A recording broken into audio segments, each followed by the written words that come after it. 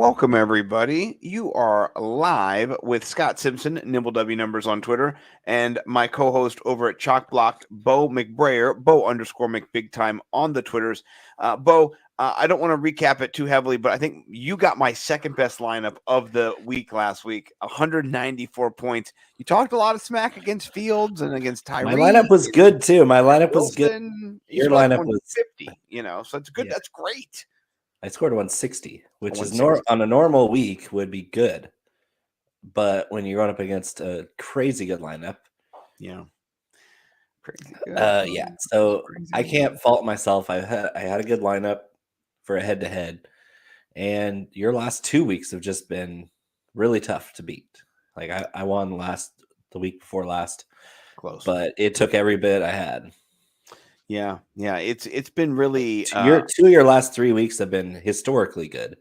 Yeah, yes. Thank you for acknowledging. And in our head-to-head with Mike Cash Collins, me, you, and Mike, a little triple up.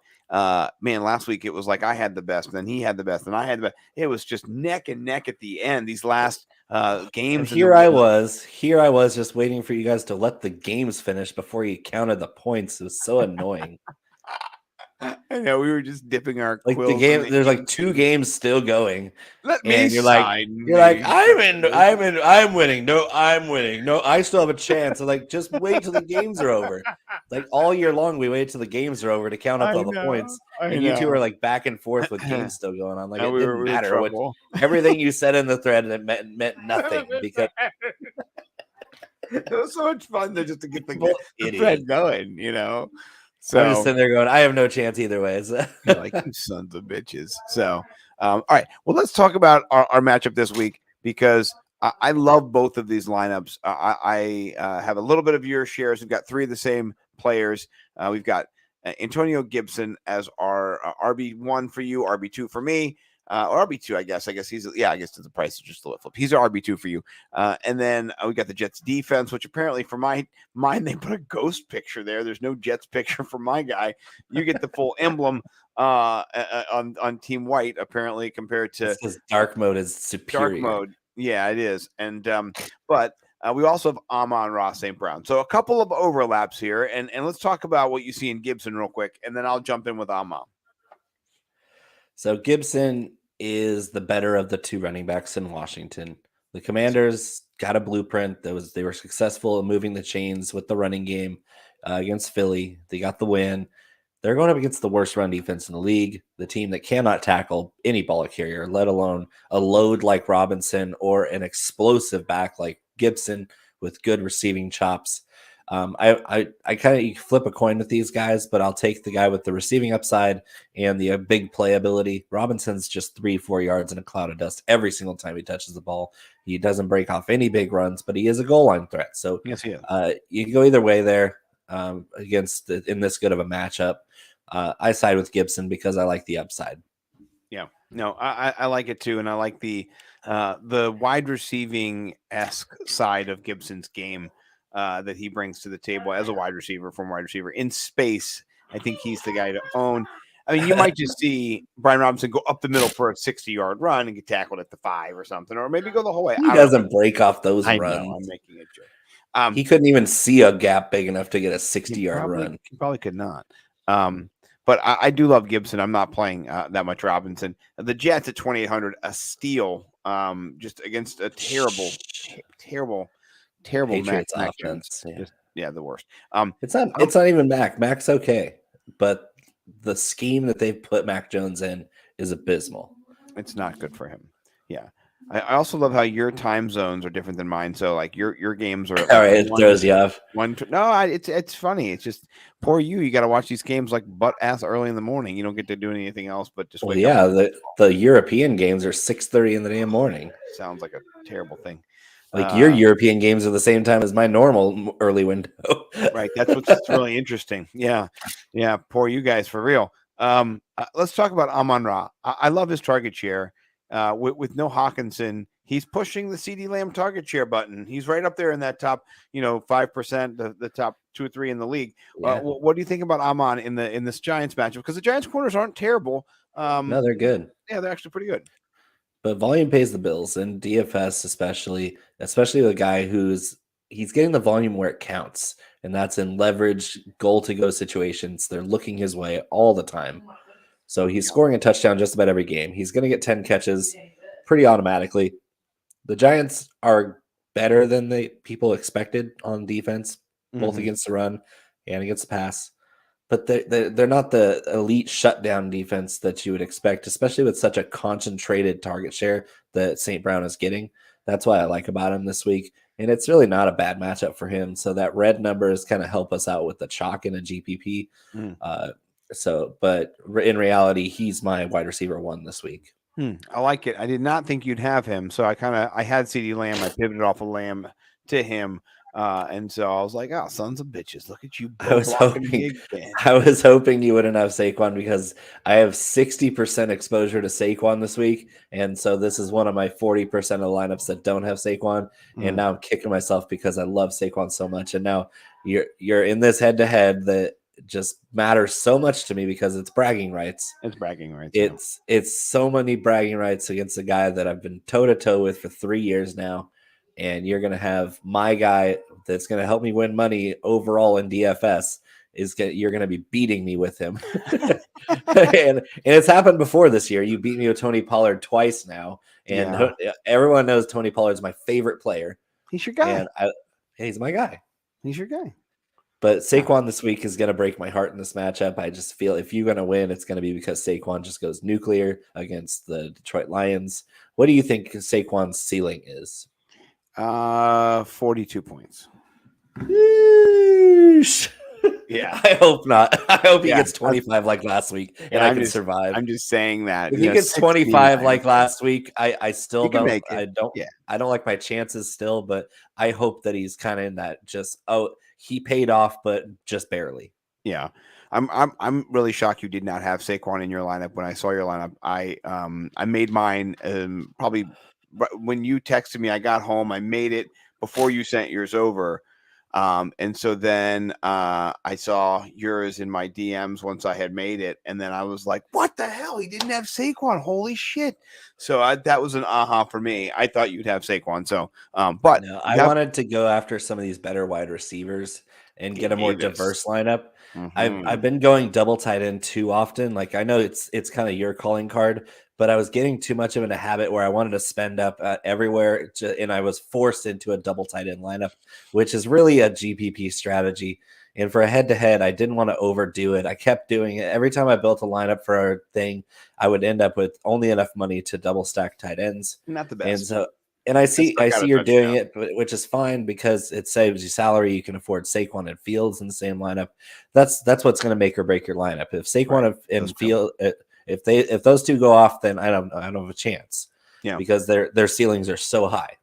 Yeah, but with my wide receiver core, that's what I was trying to get at was some upside with all these receivers because they all have good matchups. I love Singletary's matchup. Cleveland can't stop the run. This got moved to Detroit indoors. This Buffalo offense is going to move the ball. And Devin Singletary's been pretty impressive this year, surprisingly. He's not that good of a player, but in this offense, he's pretty damn good. Yeah, no, and he had 2 touchdowns last week. You're not chasing touchdowns; you're just seeing the potential in these matchups to score down in the red zone. So at face value, he's got another good spot this week. He's going to be a little chalky in tournaments, but I'm still going to have a piece of him. But for a head-to-head, I don't think there's many running backs with a better points per dollar value figure. Yeah, well, I like your game stack better than mine because you have 2 players that are on Buffalo's team, and I have to have freaking DJ Moore, which I'm not excited about, but. In that price range, there was not a lot to choose from that had upside. And I ran it back with DPJ, who's one of the best values. I know. I love that too. That's a nice little game stack. Let's talk about our quarterbacks with their stacked wide receivers. Burrow. I love this play with Tyler Boyd. I think we just did the Chalk Block show. This is a 4% rostered stack for both of them. Yeah, that costs $13,000. What in the world? That's nice. It's the tournament leverage stack of the week, and I have it for head to head because again, points per dollar in a head to head is everything, and points per dollar for Joe Burrow at 6,800. That's too cheap for what he's going to do to Pittsburgh. And then Tyler Boyd's been playing out of his mind without Jamar Chase on the field. Yeah, it just doesn't make sense to me because earlier this week it was my gold stack of the week, and I thought, oh, for sure, people would have taken that gold stack and just ran with it and just priced them up. I mean, the roster shift just boom, boom, boom, bing, bing, bing. Everyone knew about it. Obvi play of the week there, Joe Burrow with Boyd, and we come to find out that nobody knows about it but me and you. So Shut the fuck up. I will stop talking right I will now. stab you in the neck with a knife if you keep talking about it. Funny story. A kid threw a pencil at my neck today. That was interesting. So, yeah, Hey, teaching has got to be such a thrill. yeah. It was a student who was not familiar with my classroom. Was not. We did it. Like most classrooms where it's totally okay to throw a pencil at the teacher's neck. Rolled in. Someone handed him a worksheet we were working on. He threw it on the ground. I said, "Hey, friend, we can't." Next thing you know, throw it in the pencil. I was like, "Okay, yeah, out of the room." He's going through some shit. Jerry, he's out. Well, no, that kid's going through some shit. He's living through some stuff in his and he's the student who need a little bit more support. So he's lashing out at you because that's never met him in my life. He's trying to make himself feel better. So if he knew you, he wouldn't do that. Oh yeah, no, it was very interesting. Yeah, he didn't even give you a chance to introduce yourself. Nope, just a pencil in the neck. So, but I don't want to get stabbed. So I'm gonna stop talking about Joe Burrow and Tyler Boyd and talk about Justin Fields and Darnell Mooney. Here's the thing: this is a GPP bang bro play because if the secondary of Atlanta is as terrible, what do you say? It's a what now? Oh, you don't know about the GPP bang bros? I know about it. I just want you to keep saying it because me and Mike are GPP bang bros. You're a little GPP bang bro. You're on the GPP bang bro track, but you got to win more in our head to heads to become like a full fledged GPP bang bro. So yeah, you're on the track though. You're upper middle management. I'm invested. You're in the internship program, like Luke Sawhook. By the way, I'm not going to type those out because that shows up in the search history. Hey, here's what me and Mike are going to do next year. We're just going to drop all of our Fantasy Millionaire episodes over onto Pornhub. We'll blow up, right? We'll just over on Pornhub. Check us out on Pornhub, right? It's a bunch of toxic masculinity, lonely boys on that site anyway, and searching for their thing, whatever their vibe is. That's what they're searching for. And hey, it's a one-stop shop. You get your rocks off and you get your fantasy football advice all in the same place. Hey, we got sunglasses. You don't know who we are. We don't know who you don't know who you are. It's Scotty Stacks. Scotty Stacks. Scotty, it sounds like an adult entertainment name anyway. Right. Scotty Stacks. Mike Cash Collins. Cash Collins. Change it to Mike Splooge Collins. You know what I mean? But anyway, Justin Fields setting the league on fire, just rushing wise. He's getting the 100-yard bonus as a rusher. He's throwing touchdowns too. He's throwing them too. And Nicole Komet, you see broken plays happening now because it's hard to cover. You don't know what he's doing. It's a broken play. And Darnell Mooney, I think, has the best chance. So talented. Yeah. Fields is a beast. Somebody said he was going to be top 10 this year in the preseason. That was somebody who was in this room right now. This virtual room. Yeah. Who's half of the DFS sexiest team in DFS for now history. So, and he's eating a chocolate chip cookie. Yeah, I wish he had another one to share with his friend. I had to go scrounge for some biscuits, and I just got a cracker. So, but I think Justin Fields sprinkles are for winners.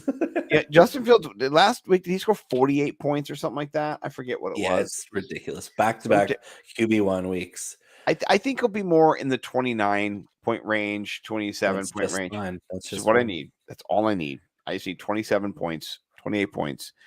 Joe Burrow could be a little higher. He could be in the 30-point range this week. Tell me about what you see, because I'm not going to talk about Tyler Boyd, but what you see about in Burrow that puts you in your quarterback, saddle there. He's going to throw 40 passes, and it's the Steelers' defense. Yeah. The secondary, at least. Because with TJ Watt back, they are better. They're going to get heat on him. I just think that Boyd and Hurst being the short yardage guys and Mixon out of the backfield, they're going to get more of the volume than T. Higgins because the rush is getting there faster with TJ Watt on the field. It's just a fact. We saw last week they looked a whole different team with TJ Watt on the field. It's a defensive player of the year, back-to-back years. Yeah, it's true. Changes everything. He covers up a lot of cornerback mistakes. The problem is this is a much better receiving core than Pittsburgh faced last week. That's true. better quarterback. Like the Saints last week with Marquez Callaway, and it's just gross. So give me Burrow throwing 40 passes. Boyd's going to catch 10. Hurst might catch 7 or 8. Higgins will still get his, but he's just way too chalky, way too expensive for DFS purposes. But yeah, Boyd for me, just the volume at what a great price, 6,500. I love it. And I mean, Andy Dalton, I think he needs to legally change his name to Andy Fulton because he is definitely faulting right now. Andy Dalton works for the government. That's the only reason he hasn't been fired yet. Right. He is an alien. I believe he is tenured. He's a tenured professor. Right. He can do whatever he wants and they cannot fire him. Yeah, he's in league with the devil. Speaking of the devil, DJ Moore, 30 points or 3. That's all you're going to get. That's it. That's how it works with DJ. I'm just rolling the dice at that price. He was the only kind of player that fit in there. He is quite literally a Hail Mary play. Yes, he is exactly that. A Baker Hail Mary play. Hey, he caught one from PJ Walker already, so it is possible. 70 yards on the fly. I'll skip over that. That's the grossest part of my lineup. Let's talk about tight ends. I love your Dalton Schultz here, 4,300, getting a little play against Minnesota. You know this game's going to be back and forth, 48-point total. Talk about Dalton this week and what you've seen him. Volume. He's nothing special, right? But he runs 5-10 yards. He runs to the sticks, turns around, catches the ball, falls down, and Dak will do that 8 times in this game. Yeah. So I can get an 8 for 50, maybe score a touchdown. Even an 8 for 50. That's 13 points. That's all I need from him. Yeah. And if those in the end zone, you get you 20 points, then I'm not happy. That's not good. Yeah. I think it could happen. It's going to be a high-scoring game. Minnesota and Dallas can be a high-scoring game. So it definitely is. I think it's very possible that Schultz scores. Yeah. Speaking of high, Greg Dulcich, take a look at his picture if you get a chance on DraftKings. Zoom in. He looks good. Man. Yeah, he looks good. Good and high. He does look like the older brother in Stranger Things. So yeah, he looks like Encino Man's cousin. Shout out Brendan Fraser. Anyway, friend of the show. He was in The Mummy. Yeah, we're big fans. 3,800. It's because of volume. Now I just need Russ to try to actually. Although last week he should have had a volume and he didn't because Russ sucks. I think they'll Russell plan Wilson. More. Russell Wilson blows. No, Russell Wilson blows. That's the whole problem. Right. The whole problem made him. The whole problem is Russell Wilson apparently had reverse LASIK, where he went from being one of the most visionary quarterbacks and creative quarterbacks in Seattle. Reverse LASIK.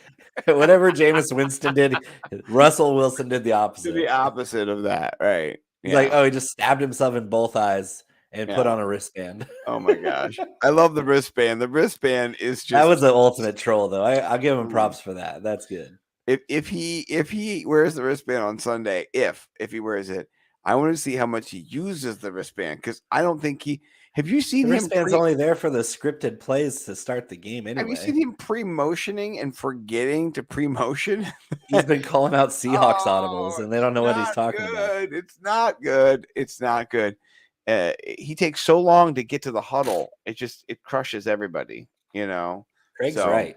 And it should have been obvious because NFL teams never, for any reason, move on from franchise quarterbacks. Right. Russell Wilson's the first quote unquote franchise quarterback to just get traded. Yeah. And Denver Broncos fans were like, and little did they know that they shipped off all their draft picks for that shit sandwich. Right. And now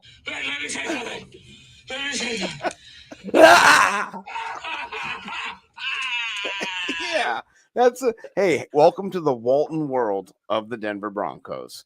They suck. No, I like this matchup. I like your Peoples Jones in the slot. I got a Hail Mary with Granderson. He's had some success. He's had some targets recently, and they're going to be losing this game to Philadelphia. So it's not a matchup. It's a price down. You just need a little. You need a little sprinkle from Gristle, Granson. A little something. Yeah. What do you think the over under is? And we'll get out of here on that. And we'll put some bets on the waiver wire. Saquon and Fields terrifies me. I'd say you're favored by 13.5. Okay, I'm thinking it's more like 5.5. So I'm going to put the total Me in the middle. Me in 155 the to middle. 150, 155.5 to 150 myself. But I think this is a good matchup, particularly. I like your Devin Singletary. He could pop off. He could get you 25 points, and that just screws me, So, yeah. This is excellent. Go follow Bo McBrayer at Bo_McBigTime on Twitter. Handle right there. You can see it on the YouTubers. Please like and subscribe to our YouTube channel. We're fledgling YouTube channel. We're not making any money. We're just having fun. We're just talking DFS. We're actually not doing as much work this year as we have been. That's okay, right? Our wives are happier. Oh, speak for yourself. Right? Well, yeah, you're doing my work. I'm not doing as much work. I did 4 shows, 6 articles this week, and worked 40 hours. And my daughter's had a cold the last 3 days. So yeah, it's been. Yeah, she does. She's running around baking cookies today. I'm jelly. So, yeah. Well, I can't wait. Tomorrow, I get to go to see the Washington Capitals. They've given us free tickets to go down, and we get like primo tickets, and we get to go see the Caps play. They're a little banged up, but it's for hockey fights cancer. Playing in the league. I can't remember. Did he retire? Might be. No, he's chasing the GOAT Gretzky's all-time record. Oh yeah, so record. Yeah, love you, Craig. Yeah, Craig, we appreciate you, man. Appreciate everybody. Do go follow Bo, follow myself, jingle the bell, all the things. We'll see you guys on Sunday out there on those mean streets. Sunday. Yeah. Be there. Hit us up on the tweets, right? We'll be there and we'll talk some DFS.